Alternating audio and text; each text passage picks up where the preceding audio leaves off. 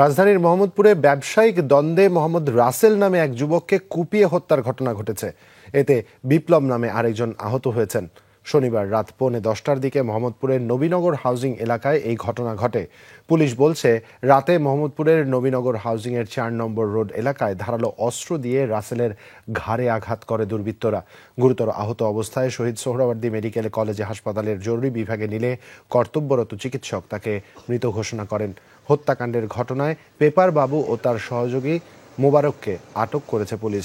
রমনা জোনের সহকারী উপ পুলিশ কমিশনার আবদুল্লাহ আল মামুন জানান, মুরগি ব্যবসা ঘিরে আধিপত্যের জেরে এই হত্যাকাণ্ডে ঘটনা হয়। দুর্বৃত্তরা মোটরসাইকেল যোগে এসে অতর্কিত হামলা চালায় রাসেল ও বিপ্লবের উপর। মূল হোতা পেপার বাবুর নামে আগেও হত্যা সহ বিভিন্ন মামলা থাকার কথা জানান পুলিশের এই কর্মকর্তা। পেপার বাবুর সাথে আধিপত্য নিয়ে দ্বন্দ্ব, মুরগির ব্যবসায় এখানে একজন আরেকজনকে বসতে দিবে না, এ নিয়ে কিছুদিন পূর্ব থেকেই একজন আরেকজনকে হুমকি দিয়ে আসছিল। তো অতর্কিতভাবে 2টা মোটরসাইকেল এসে তাদেরকে কুপিয়ে আহত করে। আমরা বিপ্লবের কাছ থেকে পুরো ঘটনাটা শুনে তৎক্ষণাৎ আমরা ঘটনাস্থলে আসি এবং অভিযান পরিচালনা করে পেপার বাবু যে ঘটনার মূল হোতা তাকে অ্যারেস্ট করি।